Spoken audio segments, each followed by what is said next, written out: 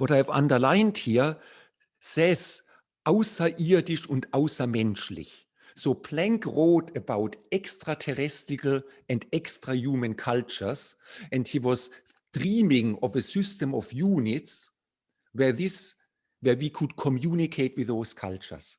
And it was related already to that Planck's constant, his constant, would play a major role in the definition what the fundamental units are.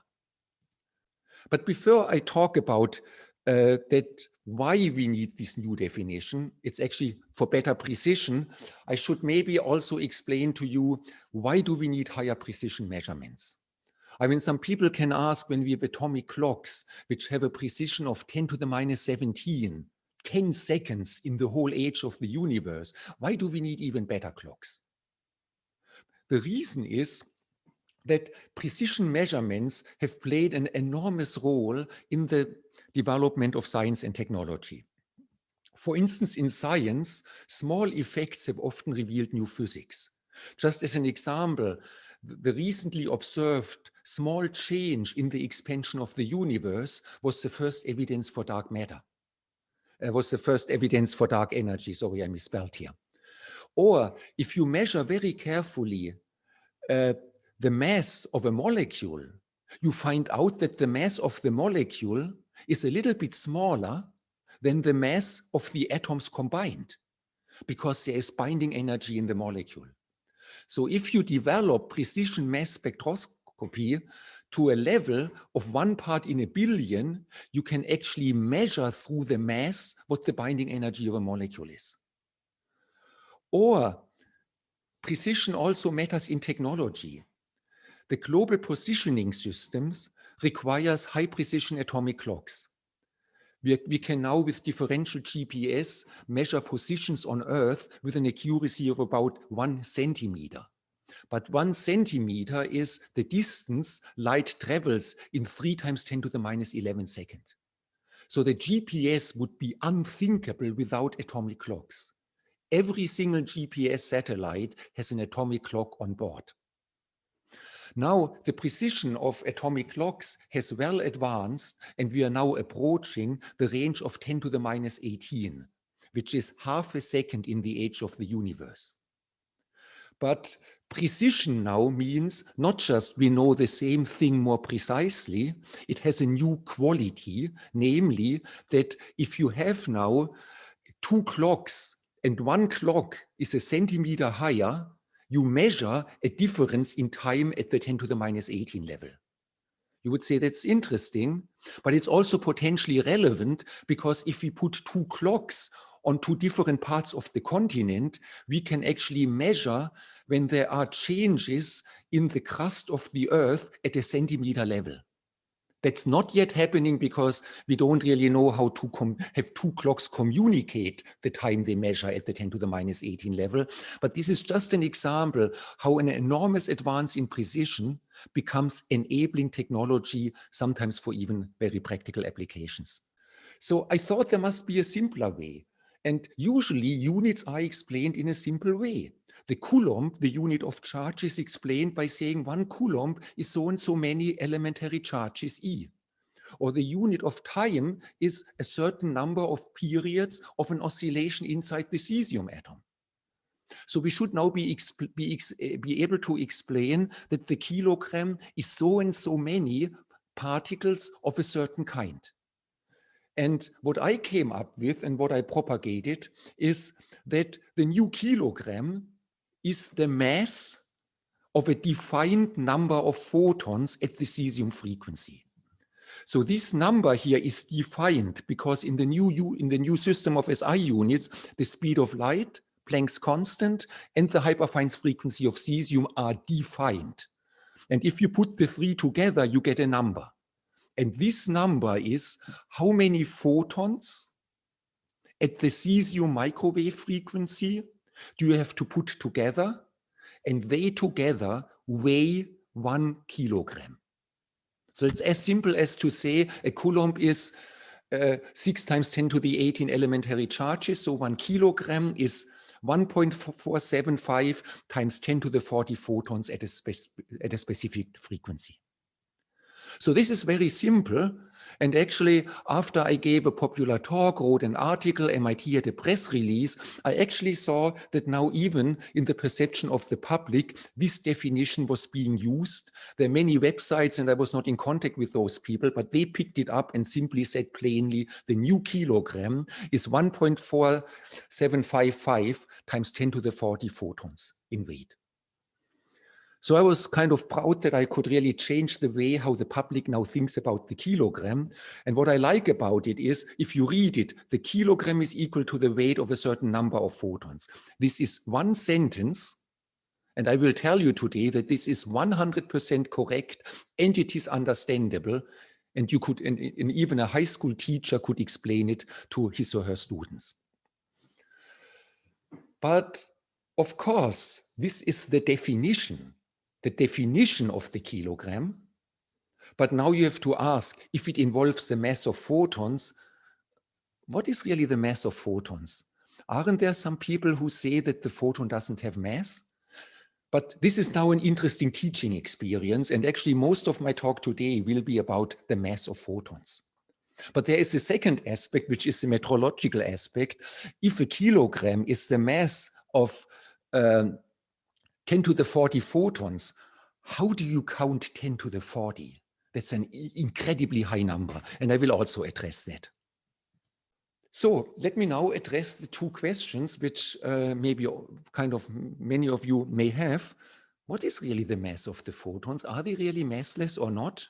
And then eventually, how can you count to 10 to the 40? So let me first say, I could have given you the whole definition without really using the mass of the photon, because what I could have done is I could have added an equivalent number of cesium atoms, and here on the left-hand side, they are in the ground state, and here on the right-hand side, they are in the excited hyperfine state.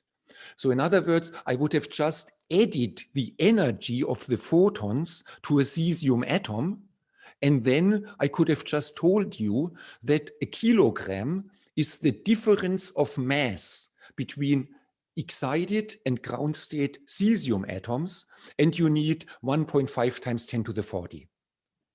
But on the other hand, I think it's much nicer to talk about the mass of photons. It looks more fundamental, and it also creates a teaching opportunity to talk about the mass of photons. But the two definitions here are equivalent. What matters is really, and you will hear more about it, in Einstein's relativity theory, special theory of relativity, E equals mc squared. Energy is mass.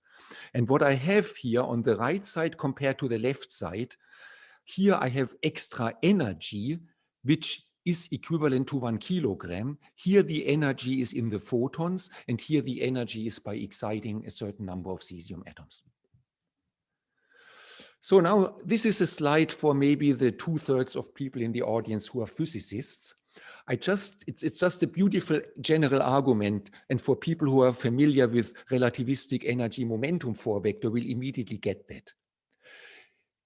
If I go to the rest frame where I only have energy and zero momentum, and I do a Lorentz transformation by a velocity v, you find that in the moving frame, you actually have a situation where m0 is nothing else than energy divided by c squared. And so therefore what you get is from this Lorentz transformation, you get the formula here for the classical Newtonian kinetic energy. And here this is the expression for your classical momentum. So therefore, if you have a system at rest and you move it, every piece of energy inside the system, whether it's photons, binding energy, and whatever, contributes to this energy m0, which is the inertial mass of your system. The condition is you have to define this E0 and the mass by going to the rest frame of the system. So in other words, this applies to any system where you can find a frame where the total momentum is zero. Okay, so in other words, systems behave at low velocity as Newtonian objects where the rest mass is given by the total energy in the rest frame divided by c squared. So if I have one photon in a standing wave, I have a rest frame where everything is at rest, and the photon contributes this amount to the mass of your total system. Or actually, even without cavity, if I have two photons which are emitted in opposite direction, there is, and particle physicists know about it, an invariant mass associated, and the invariant mass of the system is 2 times what I will now always call the photon mass, h bar nu over c square. Or in my interpretation of the definition of the kilogram, we have n photons in a cavity, and therefore the mass of the cavity is now increased by n times the photon mass. So it's in all these situations, you should regard the energy of the photon of just contributing to the rest mass of an object. I think the only exception where you cannot associate a rest mass or invariant mass to the photon is when you have a single photon in free space, because there is no rest frame where the momentum is 0. So if you have a single photon, if you have 2 photons being emitted at an angle, you can find a rest frame where the total momentum is 0. But as long as you have only all photons move in one direction, one or many, you cannot go to rest frame. So my message is photons have mass through their energy, except in this peculiar situation, because you cannot find a rest frame. So what I just told you is this equivalence that energy contributes to the rest mass can be also exemplified by that. If you take any container, any material, and you heat it up, it gets heavier because the extra thermal energy, the extra kinetic energy contributes now to the rest mass of this hotter object. So this is now why it makes perfect sense to define the kilogram as the mass of 1.5 times 10 to the 40 photons at the hyperfine frequency of cesium. But now I think in terms of a teaching experience, I can try to explain where does the mass of photons really come from. I've already shown you just with this 4 vector that whatever energy you have has to become mass when you move the system. But now I want to explain to you microscopically what is really the mass of the photon. And with the photon, we can do it because we have a full description of photons in cavities. So, okay, so if I have a cavity with photons and I go to a moving frame, that would mean if the cavity is moving and you're an outside observer, you actually see that this photon is bouncing between the moving mirrors, and it actually bounces now at an angle because it is moving inside the cavity and the cavity is moving.